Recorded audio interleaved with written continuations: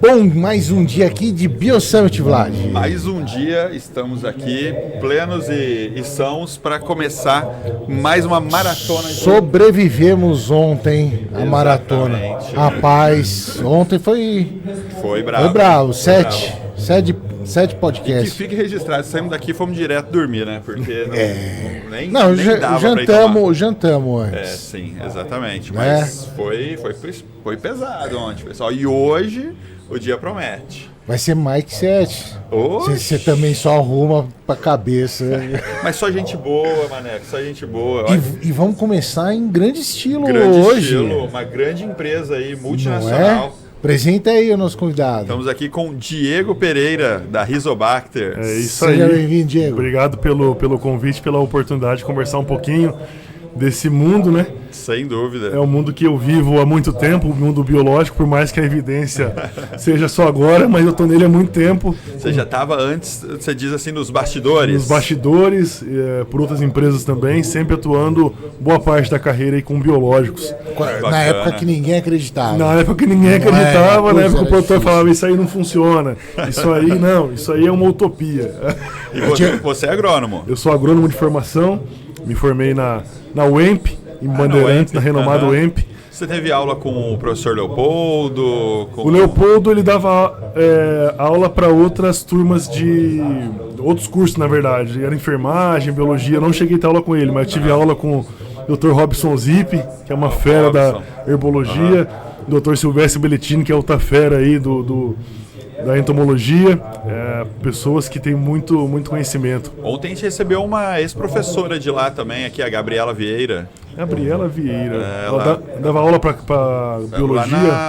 Na agronomia. Na agronomia, mas deve ser mais recente. É mais recente. Eu não vou falar a idade, mas eu saí tem um tempo já, então... Vai denunciar essa idade pode ser aí que nesse intervalo que eu saí, e até hoje ela já mudou professores. E além de agrônomo, eu também tenho formação em marketing, agrônomo por amor, por vocação, e marketing por curiosidade. Então é uma coisa que eu gosto bastante também aí. Maravilha. A gente tá falando, você tá desde o começo aí, quando começou a se falar de biológico, né? Eu lembrei assim de 20 anos atrás, como era complicado, cara, falar disso daí.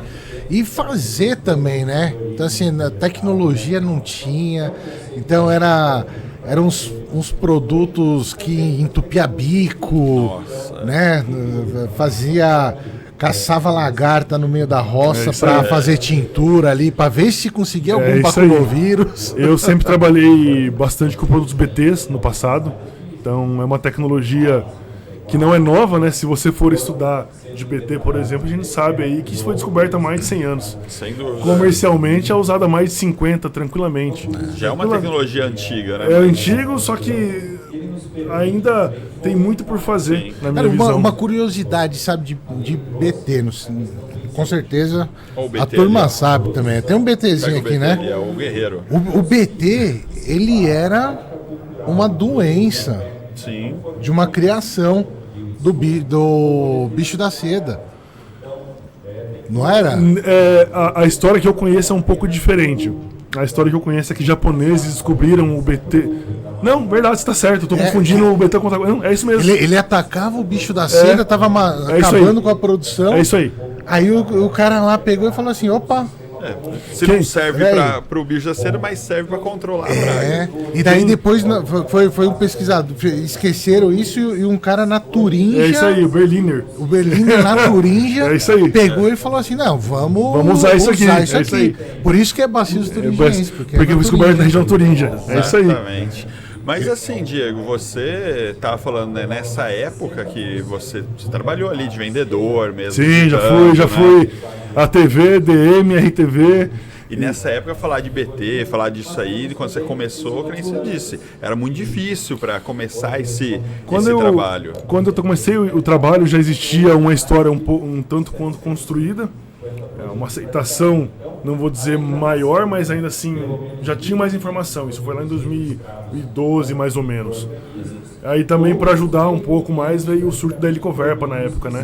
E daí no surto da Helicoverpa, o produtor queria fazer o que tivesse para controlar. Aplicar, E felizmente o que a gente trabalhava na época realmente dava um bom controle de Helicoverpa. Então teve esse boom aí, estabilizou. Aí depois veio a tecnologia EBT, que fez cair o uso de inseticida como um todo, e o biológico foi junto nessa.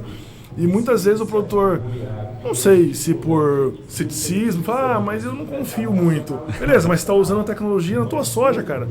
BT, como é que você não confia num produto que é BT? Então não fazia o mínimo sentido, mas tudo bem.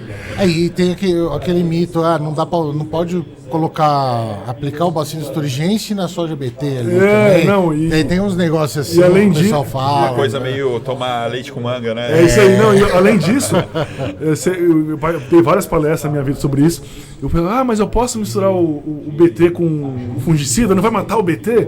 Aí você tinha que explicar, vamos lá. Uma primeiro coisa é bacilo, Exato. coisa Primeiro que você tem as proteínas que matam a praga e fungicida mata fungo, né? Estamos falando de uma bactéria que nem está presente no produto, mas tudo bem. Então a gente tinha que dar esse tipo de explicação e era normal. Realmente... normal, o mercado estava ainda explorando Exato. e querendo entender. Exato. Mas dessa época que você começou, imagino que era uma época que você tinha que manter um relacionamento muito grande com o seu cliente. Porque não era um produto que, tá aqui, aplica, Exato. depois, tira o pedido pelo telefone. Tinha que estar acompanhando o dia todo ali no campo. Como que era essa vida naquela época? A gente tinha que gerar muita informação com pesquisadores, então teve muita gente que participou disso no passado. Paulo Degrange, o Celso Moto, a turma bem... Eu morava na Bahia nessa época, eu era do LEM nessa época, eu morava lá em Luiz Eduardo Magalhães como RTV. Você é ali de Londrina? Eu sou de Apucarana, que é melhor que Londrina, que fica registrado, tá, pessoal? Sim. Apucarana, a terra dos ventos, né? A terra do vento. Vento pra caramba. Isso aí. Ventou tanto que levou o Diego de Apucarana pra Bahia. Pra Bahia. E o pessoal fala Londrina, fala, não, mas Londrina é meramente um bairro de Apucarana. Então, assim, meramente um distrito. Eu não sei o que o pessoal fala tanto, mas tudo bem. Quem discorda porque não conhece. Tá? Londrina, pra quem não conhece, fica na região metropolitana de Apucarana. Exatamente. Né? Maringá também. Meus amigos de Londrina aí não fiquem bravos. Maringá também é um outro distrito que fica ali perto. É um pouquinho mais a gente afastado, fica no meio pra né? controlar as duas, tá? Então, eu fui pra Bahia nessa época, virei DM, depois RTV. Luiz Eduardo Magalhães. Luiz Eduardo Magalhães, rodava todo... Que época era essa? Sem querer denunciar a idade. Não, eu fui pra lá em 2011. Cara, 2011. Luiz Eduardo Magalhães estava, assim, iniciando toda a infraestrutura assim, de fornecimento. Era uma época que a gente não tinha semáforo. O que tinha de distribuidora na época? Ela revenda? Não, revenda tinha bastante já, já. Porque a cidade já tinha ali por volta de 10 anos quando eu fui, porque ela foi fundada em 2000, né? Sim. Então já tinha ali todo um pessoal que trabalhava na distribuição, tinha uma estrutura comercial grande, só que não tinha estrutura na cidade como um todo. Muita rua sem asfalto, não tinha semáforo. Nossa, gente. Não, porque Luiz Eduardo Magalhães é um polo. Hoje é outra cidade. Mas que cresceu muito rapidamente. 2011 já estamos aí, ó, 14 anos atrás. Passa rápido. Passa rápido. Eu morava ali, eu rodava o oeste da Bahia, Maranhão, Piauí, Tocantins e Pará. Matopiba. Matopiba. É uma região pequena, tá? Não, nossa, acha, sair lá de Luiz Eduardo e até o Pará. Nossa. É na esquina. É logo ali. É logo ali, né? Fui algumas vezes na minha vida em Redenção, Flores Araguaia, Paragominas, então conheço bastante essa região aí. E a gente tinha que gerar muita informação com um pesquisador e com consultorias locais. Porque como são áreas grandes, o produtor sempre tem uma visão tecnológica diferente. O Cerrado como um todo é um pouco mais avançado em tecnologia, quando a gente compara com o Sul, o produtor tem uma visão diferente. Você tinha que gerar informação no cara que dava consultoria para ele. Então a gente fazia bastante trabalho com consultoria, a gente tinha empresas parceiras que distribuíam para a gente estava muito próximo dessas empresas também, que faziam esse trabalho, então era desafiador. Nossa. Mas tem duas coisas que eu falo, pessoal, na vida que hoje eu olho e falo, e penso, não é possível. Eu fiz agronomia por gosto, eu não tenho pai produtor, minha família não é família de agricultor, eu não tenho esse berço na agricultura, mas sempre gostei do campo. Meu pai sempre esteve ligado com o campo, então eu fiz agronomia por gosto. E quando eu comecei em 2007, já denunciando a minha idade aí, na agronomia, Ninguém imaginava que ia ter esse boom. A gente sempre sabia que o agro ia ser importante, mas eu não tinha essa visão que a agronomia ia ser o que ela é hoje. E a mesma coisa com o biológico. Quando eu comecei lá atrás a trabalhar, ninguém tinha essa visão. Daqui 10 anos o biológico vai estar em ascensão e vai estar em evidência. É como se teve uma junção de fatores, como essas pragas, doenças, safras que foram muito prejudicadas, que criaram todo um panorama para isso crescer. Se alguém falou isso antes, foi na base da esperança ou do chute. Exato.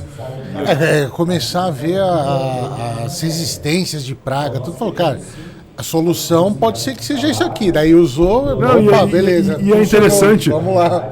Essa questão, ô Manuel, porque assim, um produto químico não controla a resistência de um produto biológico, muitas vezes. Mas um biológico controla uma lagarta que é resistente a químico, por exemplo. Sim. Então, o biológico tem esse detalhe interessante. Tem vários detalhes interessantes. Mas tem algumas coisas que chamam a atenção e essa é uma delas, sabe? Essa questão da resistência é uma delas. Sem dúvida. A gente estava comentando isso ontem numa outra entrevista, que diferente do químico, que é uma molécula que tem só um mecanismo de ação, o biológico ele sempre busca, porque aquilo é a vida dele, ele faz isso por sobrevivência. Exatamente. Seja um controle de uma praga, ou inocular, ou qualquer outra coisa que ele faça, é buscando a sobrevivência. Então, por isso que o biológico é diferente nesse sentido. E existe uma coevolução ali também, né? Então, assim, se porventura começa a aparecer resistência ao biológico, aquele biológico, aquele micro-organismo também começa a evoluir para continuar tentando se alimentar. Então, isso é legal. Né? E outra coisa, isso faz parte da consciência que o pessoal está tomando. A gente sabe que químicos são importantes, a gente nunca vai deixar de usar. São amplamente testados, sabe? Porque a gente vê muitas informações, não, porque químico, não sei o quê. A gente sabe, para testar um produto químico também, não é fácil, não é barato, é trabalhoso, passa por uma série de estudos toxicológicos. A gente brinca que muitas vezes o químico ele é mais testado do que o próprio remédio.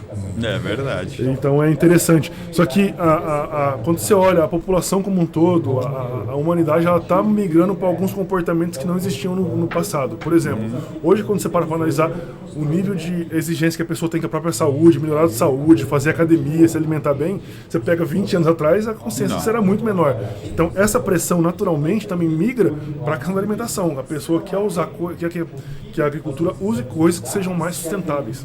Então isso faz parte da nossa evolução. Você viu o tanto de academia que está abrindo, em Apucarana mesmo abriu 3 grandes. Mas brincadeiras à parte, eu acho que é parte da evolução que a gente está tendo como humanidade, de cuidar mais de saúde, de cortar cigarro, de beber menos, de comer coisa mais saudável. Então você vê que a coisa meio que se encaixa. Eu que o diga, tô 7 dias sem fumar, cara. Já pensou, Maneco, aqui, assim, se inventasse um biológico que fizesse você parar de ter vontade de fumar? Nossa, seria sensacional, né? Mas enquanto isso, vamos no chicletinho. No chiclete na água, né? O pessoal fala também, deu vontade de fumar, toma água, né? Não sei se é verdade ou não, porque eu nunca fumei, mas... Não, pro fumante difícil, a pior viu? coisa é pedir o café, né? Porque o café puxa o cigarro puxa o café. E cerveja também. Cerveja. Mas sabe, uma questão interessante, a gente sempre associa o biológico com a saúde, tudo, né? E daí, assim, eu já vi muita gente aplicando biológico até sem EPI. E eu falo, opa, peraí, não é porque é biológico que você não precisa ter EPI. Você precisa pelo menos ter um mínimo, né?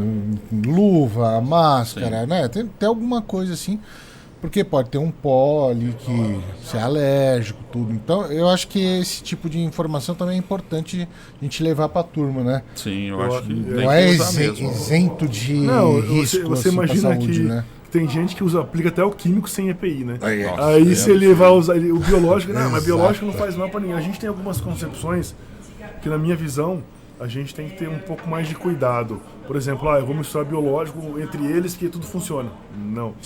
Compatibilidade ali, né? A Albion sabe bem disso, não é bem por aí. A gente tem que saber a compatibilidade, tem que saber se realmente eles têm o sinergismo, porque no final eles estão competindo pelo mesmo espaço. Principalmente quando a gente fala aplicação em solo, em suco ou semente, a competição é a mesma. Então, assim, são algumas coisas que a gente vê e fala, opa, não é tão simples assim como o pessoal acha. Não, é biológico, põe tudo junto lá. Não.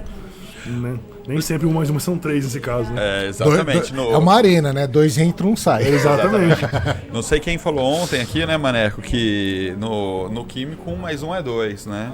E no biológico 1 mais 1 pode ser 8, pode ser menos 1. Exatamente.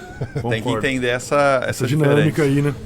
Mas, Diego, vamos falar um pouco dessa empresa que você trabalha. Para quem não conhece ainda, a Rizobacter, falei, é uma multinacional. Exato. Onde que ela está sediada hoje? A Rizobacter ela é uma empresa de origem argentina. Acho que é bom contar essa história. Hoje ela pertence ao grupo Bioceres Crop Solutions, que também é argentino. A nossa sede no Brasil é em Londrina. A Rizobacter está no Brasil há muitos anos já, está quase 30 anos no Brasil. Ela é uma empresa que trabalhou muito forte, trabalha ainda muito forte com inoculantes. Ela é uma empresa que sempre trabalhou muito forte com inoculantes. Inclusive, ela está em Londrina por conta da Embrapa Soja. E porque Apucarana está muito caro, os terrenos, né? Também. Não, é importante frisar, porque senão a escolha era óbvia. Mas, né? A prefeitura tem que incentivar daí, né? Tem que dar alguns descontos, enfim. Sim, né?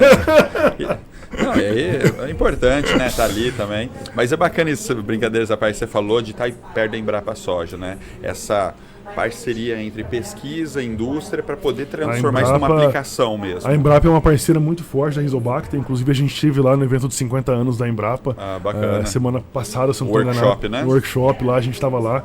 Então ela instalou em Londrina por conta da Embrapa. Então lá isso foi em 1998, então tem quase 30 anos aí que ela está lá. Olha só. E a gente sempre atuou muito forte no inoculantes, a Rizobacter é muito conhecida por inoculantes. A gente possui inoculantes ainda, tá? É importante frisar. Houve algo no passado, alguma conversa, mas a Rizobacter foi comprada por uma outra grande empresa. Não. A Rizobacter ela é parceira de outras grandes empresas. Inclusive, hoje o biológico inoculante, a gente não trabalha mais no B2C, é somente através de parceria B2B, é somente uma empresa que tem a distribuição dos produtos da Rizobacter. Por que ela fez isso?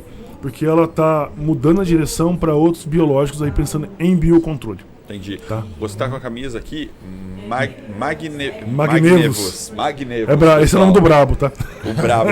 O que é o Magnevus? O Magnevus já faz parte do biológico 3.0 que a gente fala, tá? É interessante fazer esse comentário porque a gente tem o biológico 1.0, tem o 2.0 e o Magnevus faz parte aí da chegada do 3.0. Mas por que 3.0?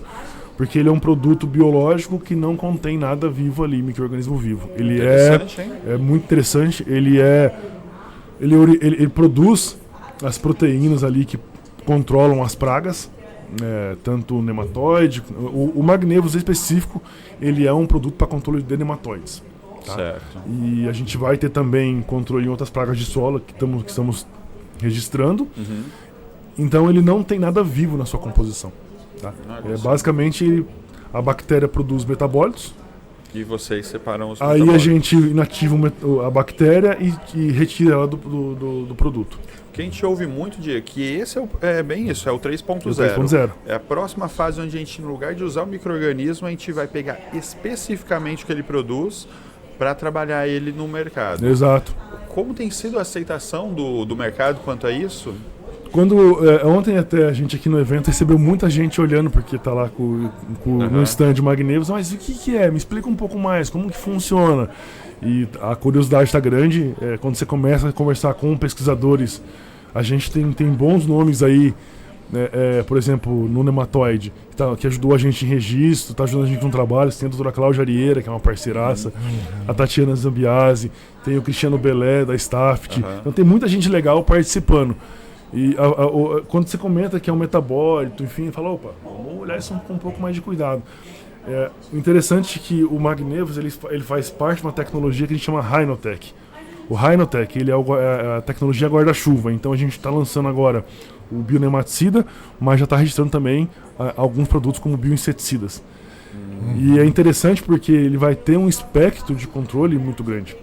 Então, assim, hoje o biológico a gente sabe que tem bons produtos, só que o espectro não é tão grande. Você vai pensar no próprio BT que a gente estava brincando agora há pouco, o foco dele é lagarta. Vai para balvéria, vai pegar bem cigarrinha, talvez alguma outra praga ali. A gente vai ter um multiespectro. Vai ser muito mais amplo. Vai ser muito mais amplo. Com os metabólitos, a aplicação de metabólitos, você foge também desse problema de tempo de aplicação, né? Esperar o tempo certo ali para aplicar, né? Então, mais do que isso, porque assim, de qualquer forma, a gente tem que sempre estar tomando cuidado com a questão climática, porque se aplica num tempo quente, sim. Dependendo do que seja, você pode ter uma eficiência um pouco menor. Mas a questão de compatibilidade é muito interessante, a questão de shelf life, a gente está falando de um produto que pode ter até 3 anos de validade, no nosso caso. Então assim, validade alta. A gente vem trabalhando há alguns anos sempre na pegada baixa dose, e ele mantém a baixa dose como um ponto importante. Qual que é a dose recomendada dele? Hoje a dose mínima de 0,4 ml por quilo de semente até 0,8. Então é menos de 1 ml por quilo de semente. Então a gente sabe que em TSI a cauda é um problema, né? E ajuda bastante a operação da pessoa na propriedade, né, pessoal? Cada vez se aumenta a dose. O cara tem que entrar, mas às vezes fazer mais operação. E o cara já tem muita de coisa para fazer ali, né? Não, é difícil. Mesmo para a TSI, a gente ouve muito de sementeiro, mas o meu volume de calda é limitado, eu não consigo. Aí quando fala, mas eu tenho um negócio que é baixar dose, isso aqui não vai te atrapalhar. Além de não atrapalhar, ele vai diminuir, você vai tirar outras coisas que você gasta ali, né? Exato, então assim, a aceitação nesse sentido sendo muito grande, a gente está tendo muita procura, muita busca por informação. Bacana. O trabalho está começando agora, efetivamente, porque o registro saiu recentemente. A gente registrou ele para 3 espécies de nematóides, lesões, galhas e acho que foi o Rotilencos, se eu estiver errado, não foi Rotilencos.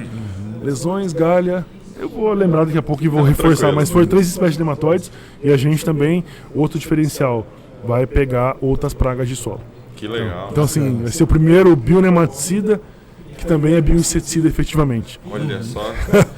Uma das coisas por exemplo, que eu vejo assim, um pouco de resistência de alguns para testar biológico é que não é imediato. Demora, porque vai colocar a bactéria, vai ter que produzir os metabólitos naquele solo, vai ter que criar um... Quando a gente já faz o metabólito... Está pronto para ser usado. O resultado é mais rápido, né? Sim, utilizar o biológico. Então talvez tenha mais gente que comece a entrar nesse mundo dos bioinsumos através disso, né? É uma tecnologia diferente, muito me surpreendeu. Quando a Rizobacter me convidou para vir, eu fui estudar um pouco sobre a empresa e quando eu vi essa tecnologia eu falei, isso aqui é bem interessante. E eu gosto muito da parte biológica, gosto muito da parte de bioestimulante. A gente também trabalha com alguns produtos que tem uma ação na planta ali de estimulação, algo nessa linha, mas essa linha de biológicos em especial da companhia me chamou muita atenção. Eu falei, opa, vou ter que olhar mais de perto, e a gente começou inclusive a gerar mais informação do que, porque assim, ele não é produzido no Brasil. Quem produz para nós é uma subsidiária do grupo que é a ProFarm, que fica nos Estados Unidos. E tem muita informação que eles enviaram, eu falei, opa, mas eu gostaria de ver isso aqui um pouco mais de perto. Por exemplo, tem pragas que eles disseram, não, essa praga aqui eu acho que não é tão bom a eficiência. Eu levei pro pesquisador junto com a nossa pesquisadora, que é a Adriana, que é quem cuida da parte de pesquisa para nós, ali o Rafael, e teve bom resultado. Eu falei, opa, mas como assim? Não funciona? Cara, e aí a gente conseguiu abrir mais o leque ainda de coisas, pragas hoje que não tem nada biológico para controlar, a gente vai ter controle com a linha, que legal, da tecnologia Rhinotech. E para a safra de soja desse ano, 25-26, já vai estar no mercado? O bionematicida a gente já está trabalhando, o bioinseticida a gente está guardando registro. Tá? A nossa expectativa é que saia ainda dentro desse ano, então estou torcendo aí para que isso se efetive, mas a gente também quer fazer as coisas dando os passos corretos, a gente não vai atropelar, então fazer o lançamento certo, gerar mais informação com consultorias e empresas de pesquisa que a gente está fazendo, então tem alguns passos a serem seguidos. Não sei se a gente vai comercialmente pôr no próximo ano, porque depende de registro e outras questões, mas pelo menos mais ensaios a campo, e mais informações com certeza a gente vai ter. O registro é com a regra antiga ainda, né? Ou esse ano já mudou? Eu não sei, mano. Eu preciso atualizar com a Bruna. Tá na discussão, tá rolando até a palestra agora é sobre isso. O entendimento que você tem hoje é que, por exemplo, a Rizobacter está fazendo um registro nesse momento, né? Estamos aqui em junho de 25, ela tem que seguir a lei que já está regulamentada. A lei dos bioinsumos, que foi publicada em 24, ela tem um tempo para poder ter a regulamentação, então... Tá com a regra antiga. Ela tem que usar a regra antiga. A partir do momento que tiver a regulamentação, ela tem que iniciar um novo processo de registro com a regra nova. Mas se ela já tem um trâmite que já está correndo, vai ser A gente pode, daqui a pouco, até trazer alguém dessa área para explicar mais interessante aqui. ver o que mudou. Tô vendo ali algumas pessoas ali que estão ali fora, a gente pode tirar essa dúvida. A gente tem no time uma pessoa que é muito fera em regulatório, que é a Bruna Canizella. Então, tudo que eu tenho de dúvida, de questões, eu levo para ela. Tem coisa que eu dou trabalho, eu gosto de incomodar mesmo. Então ela dá consultoria para vocês? Não, ela é funcionária da Rizobacter, ela é 100% focada no nosso regulatório. A gente tem a doutora Adriana, que é a nossa pesquisadora, que também é uma profissional fora de série. Tem o Rafael Liu, que é o nosso gerente de pesquisa e desenvolvimento, e tem a Bruna, que cuida da parte regulatória. Então são profissionais que eu tenho o prazer de trabalhar no dia a dia, e eu muito incomodo a Bruna com questões regulatórias. Eu falo, Bruna, como é que eu faço isso? E ela fala, vamos ter que estudar um caminho. Nem sempre é tão simples, mas essa questão dos bioinsumos é algo que realmente o pessoal está cada vez mais dando atenção. Eu acho que sim, a gente tem que ter atenção a isso, talvez alguma coisa ou outra flexibilizar, mas acima de tudo cobrar qualidade. Acho que é o primordial. É isso que você falou é importante, né? As empresas são feitas de pessoas e grandes empresas são feitas de grandes pessoas, de bons profissionais como os que você citou aqui, né? Então isso é muito importante para a empresa crescer, sim, né? Não, você tem que estar com as pessoas certas no lugar certo. Hoje a Rizobacter, posso dizer tranquilamente que as pessoas que estão lá realmente querem o bem da companhia. A gente tem o Pedro, que é o gerente de marketing, o gerente de comercial B2C. Então é um cara também muito fera, conhece muito do mercado, tem uma experiência muito grande. Assim como eu, trabalhou praticamente 90% ou mais da vida na parte de especialidades. Eu sempre trabalhei com especialidade de um modo geral. Trabalhei muito com químico, porque a empresa que eu estava anteriormente também tem químico, mas a minha paixão é especialidades, é o biológico, é o bioestimulante, é o regulador de crescimento. São coisas que lá atrás ninguém dava muito valor, ninguém dava muita atenção, e hoje está em plena ascensão. Mas esse relato é uma coisa interessante, Vlad. Eu acho que a gente já pode também ir encerrando, porque tem bastante gente, né, para hoje. Mas só para colocar, esse relato que o Diego falou é interessante porque eu não conheço uma pessoa que... O cara podia estar no químico durante a vida toda, o cara entrou no biológico, ele se apaixona de um jeito, cara, que assim não tem volta. Não, é verdade. E outra coisa, Manuel, a minha visão eu sou agrônomo de tudo. Eu tenho que entender de manejo. E o manejo é químico mais biológico. Pode ser que no futuro seja só biológico, eu não sei. Mas no passado era só químico. Mas eu sou agrônomo, eu sou técnico. Então a minha função hoje como gerente de portfólio da Rizobacter é entender de manejo. Sim. E para entender de manejo, uma coisa que eu cobro muito do time comercial da Rizobacter é, pessoal, vocês têm que saber de manejo. Antes de ser a empresa A, B ou C, você é o profissional X, Y ou Z. Você tem que levar o produtor conhecimento. O manejo integrado. O manejo integrado de pragas, a gente fala muito em MIP, que é o manejo integrado, fala muito de MAP, que é o manejo estratégico de pragas também. Então eu tenho que saber de dessecação. Como é que eu não vou saber de dessecação? Eu tenho que saber de fungicidas, eu tenho que saber de biofungicidas, eu tenho que saber de inseticida e de bioinseticida. Saber todas as ferramentas que tem, né? Porque no final do dia eu sou agrônomo, a minha posição é passar para o produtor o que ele tem que fazer. A melhor forma A melhor forma. Aquilo, e assim, não é porque eu defendo uma empresa que eu vou defender só isso e falar, não, pô. Então assim, eu lidei muito com químico, mas eu sempre trabalhei com os dois em conjunto. A minha função no passado era trabalhar com os dois em conjunto, e isso não mudou porque a minha empresa hoje não vende um inseticida foliar.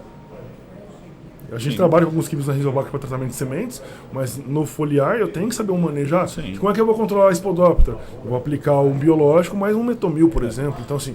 mas no final das contas, o seu produto ele vai funcionar bem se todo o manejo estiver funcionando bem. Não adianta você só entregar o produto e todo o resto tá, vamos dizer assim, né, descuidado. E outra coisa que eu até sei que a gente está finalizando, mas acho que é um comentário importante fazer, ontem eu vi algumas discussões, o pessoal, mas o biológico eu não sei se é tão efetivo assim, já vi isso aqui, já vi isso em outras situações.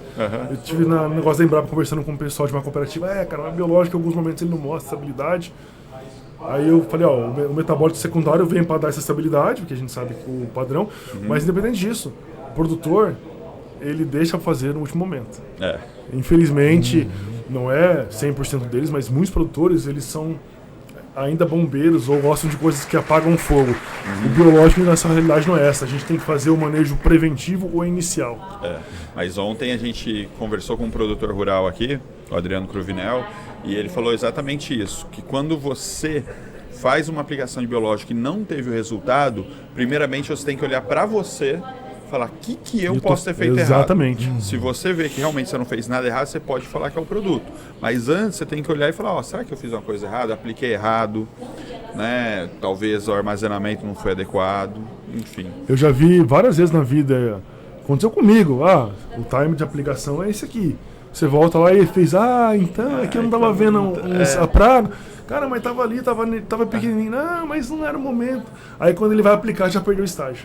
Aí já não dá eficiência que ele achava que tem que dar. Ele, não, isso aqui não funciona. Isso aqui não presta. Então acho que a gente como técnico tem que ter de manejo, tem que falar de manejo de cultura, independente de onde você esteja. Então a nossa função é essa, conscientizar o produtor. Quanto antes ele entrar, melhor vai ser o resultado, principalmente menos despesa ele vai ter depois e ter que fazer produto bombeiro mais caro ou coisas que sejam mais agressivas ao meio ambiente. Com certeza. A gente começou falando lá no 20 anos atrás como é que estava o biológico. Eu acho que assim, você viu esse mercado se moldando, né? Sim. E não só o mercado, a indústria de biológico, mas a aderência dos produtores também, né?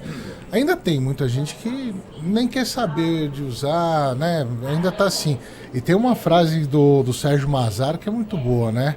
A biológica, quem ainda não usou, vai usar. Vai usar. Não, e ontem me surpreendeu, eu estava assistindo a palestra da Kainetec com o pessoal ontem, e eu vi que a adoção, por exemplo, no Sul está acho que por volta de 20%. Para mim isso é muito positivo, tá?